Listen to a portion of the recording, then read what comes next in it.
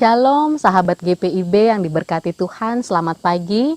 Kembali kita bertemu dalam program Morning Call GPIB bersama dengan saya Pendeta Vega Lapian Sarasak, Pendeta Jemaat dari GPIB Ebenezer Ketapang, Pos Pelayanan dan Kesaksian Alfa dan Omega Wilayah Nangatayap.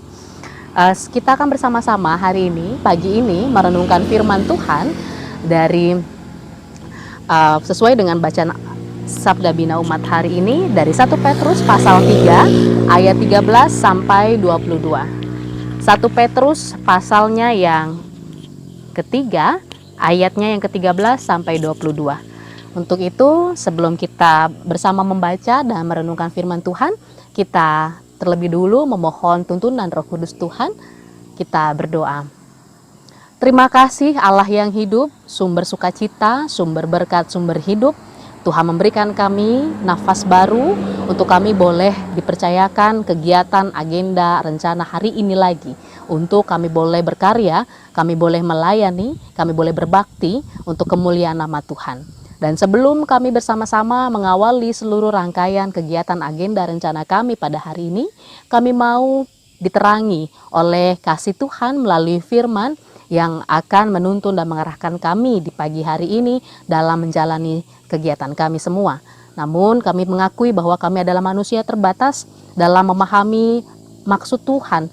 Kiranya kami yang terbatas ini dipenuhi oleh kuasa kasih Roh Kudus Tuhan, sehingga hikmat dari Roh Kudus boleh menaungi hati dan pikiran kami, agar kami mengerti dengan baik bagian Alkitab yang akan kami baca dari 1 Petrus pasal 3 ayat 13 sampai 22 dengan baik dan benar.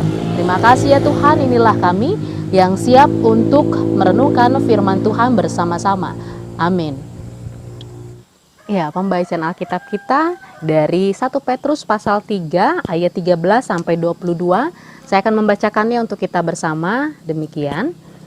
Dan siapakah yang akan berbuat jahat terhadap kamu jika kamu rajin berbuat baik? Tetapi sekalipun kamu harus menderita juga karena kebenaran, kamu akan berbahagia.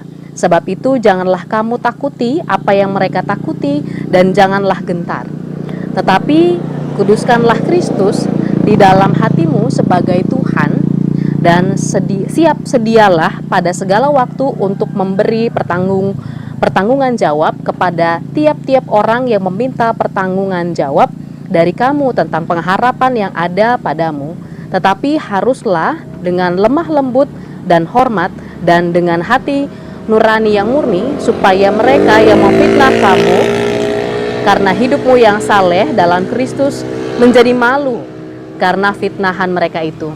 Sebab lebih baik menderita karena berbuat baik, jika hal itu dikehendaki Allah, daripada menderita karena berbuat jahat.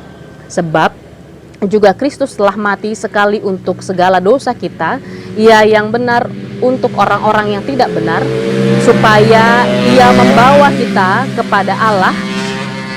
Ia yang telah dibunuh dalam keadaan sebagai manusia, tetapi yang telah dibangkitkan menurut roh. Dan di dalam roh itu juga Ia pergi memberitakan Injil kepada roh-roh yang di dalam penjara, yaitu kepada roh-roh mereka yang dahulu pada waktu Nuh tidak taat kepada Allah, ketika Allah tetap menanti dengan sabar waktu Nuh sedang mempersiapkan bahteranya, di mana hanya sedikit, yaitu 8 orang yang diselamatkan oleh air bah itu.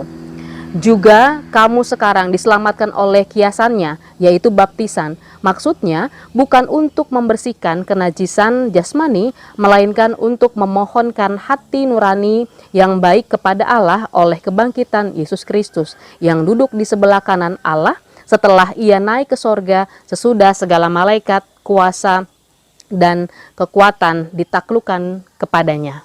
Demikian pembacaan Alkitab kita pada hari ini.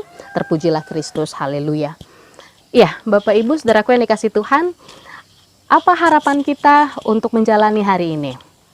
Adakah yang berharap hari ini akan penuh dengan pergumulan dan penderitaan? Tentu tidak, ya. Karena tidak ada orang yang mau hidup menderita. Tentu setiap kita ingin mengalami kebahagiaan dalam hidup. Namun dalam realitasnya, Bapak Ibu saudaraku yang dikasih Tuhan, sahabat GPIB, penderitaan itu merupakan suatu hal yang pasti. Penderitaan dalam realitasnya adalah suatu hal yang pasti ada dalam perjalanan hidup manusia. Sama halnya kebahagiaan yang juga pasti ada mewarnai perjalanan hidup kita semua. Dalam hidup ini pasti ada suka dan juga pasti ada duka. Ada bahagia, ada juga deritanya. Nah, namun dalam teks firman Tuhan pada pagi ini, kita dapat melihat bagaimana Rasul Petrus menjelaskan. Rasul Petrus menjelaskan bahwa ada dua kemungkinan penderitaan yang dapat dialami oleh orang percaya. Baik orang percaya pada konteks Petrus saat itu dan juga konteks kita saat ini, orang percaya masa kini.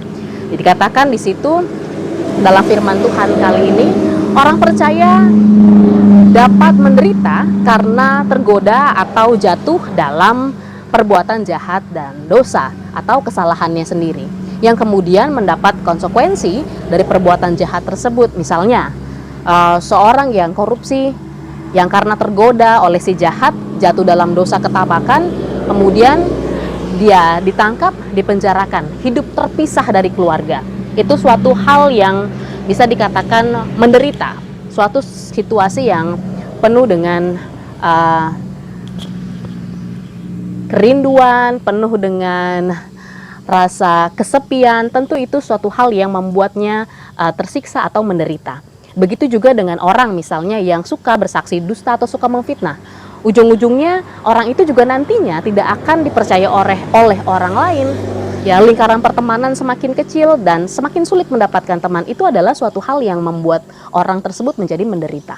Dan juga yang kedua yang dikatakan Rasul Petrus, orang percaya juga dapat menderita karena menyatakan kebenaran. Orang percaya dapat menderita karena menyatakan kebenaran atau berbuat baik. Misalnya, rekan sekerjanya berbuat curang atau korupsi.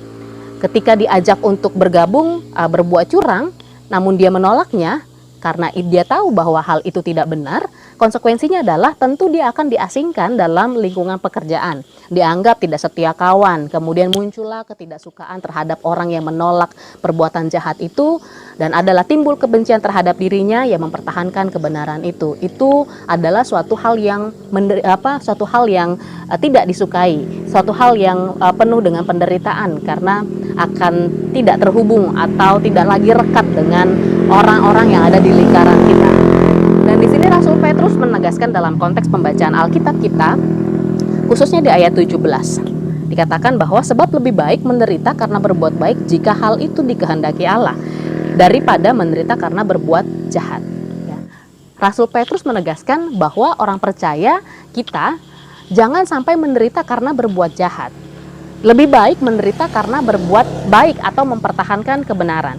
Karena siapa yang bertahan dalam kebenaran, dikatakan di ayat 14, akan apa? Akan mengalami kebahagiaan. Mereka yang bertahan dalam kebenaran, mereka yang berbuat baik, meskipun mengalami penderitaan namun terus berbuat baik, akan berbahagia. Kata berbahagia di sini menggunakan bahasa aslinya makarios, yang artinya diberkati, bahagia, beruntung. Nah, dalam artian orang yang mempertahankan kebenaran, maka dia akan mengalami kepenuhan, mengalami kenyamanan, mengalami kekuatan dalam Tuhan. Sebab hidupnya diberkati oleh kasih Tuhan itu sendiri.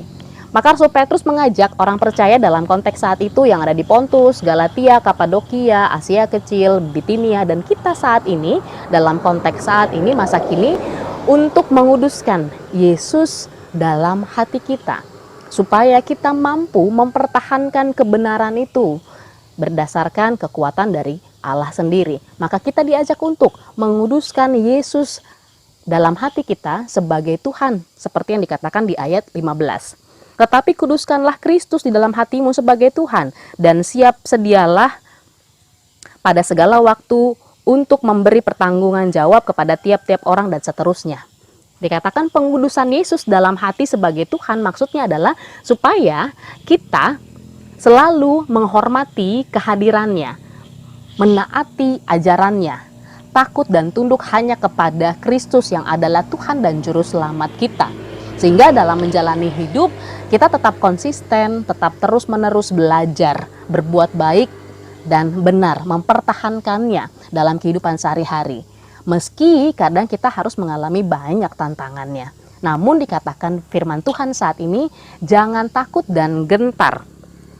Dikatakan seperti itu, jangan takut dan gentar, apalagi dengan mereka yang datang dari dunia. Kata firman Tuhan dalam konteks pembacaan kita saat ini, takut dan tunduklah hanya kepada Tuhan. Yakin perlindungan kasih-Nya akan selalu menyertai setiap langkah kita, semua sahabat GPIB dan kita semua, khususnya di hari ini dalam menjalani seluruh aktivitas, dalam menjalani agenda, dalam menjalani rencana-rencana kita di sepanjang hari ini. Kiranya Roh Kudus memberkati kita semua, selamat berbahagia bersama dengan Tuhan, dengan terus menyatakan kebaikan, kebenaran di hari ini, meski hari ini punya pergumulannya sendiri. Tuhan memampukan kita semua. Mari kita berdoa. Terima kasih Tuhan untuk hari ini, hari baru yang Tuhan percayakan kepada kami, untuk kami jalani, untuk kami kerjakan dengan seluruh talenta karunia yang Tuhan anugerahkan. Terima kasih juga untuk firman Tuhan yang menguatkan kami untuk mengawali segala aktivitas, rencana, kegiatan kami di hari ini. Terima kasih telah membuat kami semakin diyakinkan untuk terus berbuat baik, untuk terus mempertahankan kebenaran, meski banyak tantangan, meski tidak mudah, meski harus menderita. Biarlah kami semua boleh mencontoh Tuhan, mencontoh Kristus sendiri yang adalah juru selamat kami, yang juga menderita, yang juga mengalami banyak hal yang luar biasa, sehingga kami boleh semakin menghayati dan menguduskan Tuhan dalam hidup kami, untuk kami semakin melihat bahwa karya Tuhan juga nyata dalam setiap kami, dalam pekerjaan, dalam pelayanan, dalam kehidupan rumah tangga, dan kehidupan sehari-hari bersama dengan rekan-rekan kami. Dan kami juga berdoa Tuhan bagi kehidupan saudara kami yang juga mengalami lemah tubuh atau berada dalam keadaan sakit. Kami yakin juga dan percaya Tuhan memulihkan mereka semua melalui banyak hal yang diupayakan. Dan kami juga berdoa bagi mereka yang saat ini berduka, kami yakin Tuhan menghiburkan mereka. Dan mereka dalam situasi peperangan dimanapun mereka berada, kami yakin dan percaya mereka juga diamankan dan dibuat nyaman oleh Tuhan melalui orang-orang baik di sekeliling mereka. Inilah kami ya Bapa, kami yang menyerahkan seluruh rangkaian kegiatan kami di hari ini ke dalam tangan Tuhan. Biarlah kami boleh diampuni setiap salah dan dosa, agar kesalahan dan dosa kami tidak menghalangi jalan berkat Tuhan untuk terus menyertai memberkati kehidupan kami di sepanjang hari ini. Dalam nama Yesus Kristus kami berdoa, bersyukur dan beriman. Amin. Demikian morning call kita pada pagi ini. Kiranya Tuhan Yesus memberkati sahabat GPIB dimanapun berada.